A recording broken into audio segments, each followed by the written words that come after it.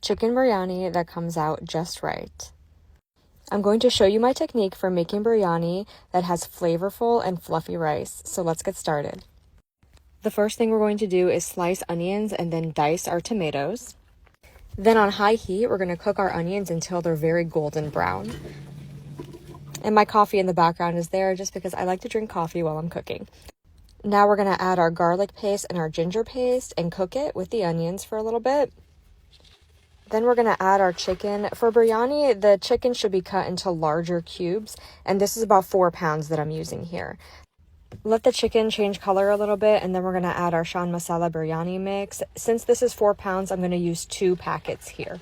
If you want this spicier, you can add more, but this is a pretty balanced flavor using 2 packets for 4 pounds of chicken. Then we're going to add some plain yogurt and mix it around. And then we're going to add our tomatoes and let this cook until they're soft. Then we're going to let it simmer a little bit and then add enough water to just barely cover the chicken, not more. Allow it to come to a simmer and then cover it and then reduce the heat to low. This will take about 45 minutes to get tender. While that's cooking, we can do some other prep work. And I know potatoes and biryani are controversial. If you don't like them, you can leave them out, but I like them, so I add them. And then I'm also going to chop some cilantro for later. Okay, after 45 minutes have passed, we're going to check to see that our chicken is tender. So I'm just going to take a piece and check with my fork, and I always check. And you can see here that it is. So we're going to move on to adding the potatoes. Again, if you don't like them, don't add them. And some green chilies for flavor as well. You don't have to add so many, but I added about 6 or 7 here, and I had some red ones, so I threw them in as well. So here I'm doing 2 things. I'm allowing this to simmer on high to cook the potatoes and to reduce the water in the masala to make it nice and thick. We don't want it too watery or our rice is going to mush up. So you see the potatoes, they're done, and the masala is thick, so I'm going to cover it and we're going to move on to preparing our rice. So we're going to wash our rice about 10 times to remove most of the starch from it and then drain it.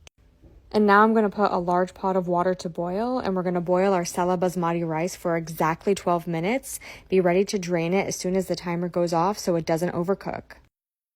And now I'm going to layer my biryani. So the first layer needs to be the rice. That's why I took the masala out at first.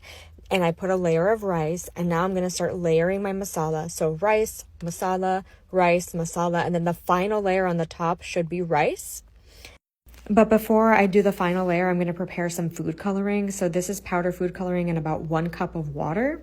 And then you can do this little pattern. It's not necessary. It just looks cute. And then I add some sliced butter and then about a handful of cilantro on top.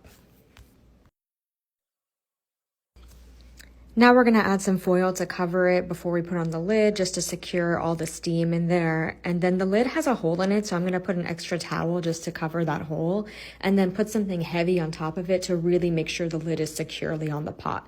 And then we're going to cook this for 25 minutes exactly on low heat. Allow it to rest for 10 minutes, and then you can lift the lid and just look at how beautiful this looks. And that is how you make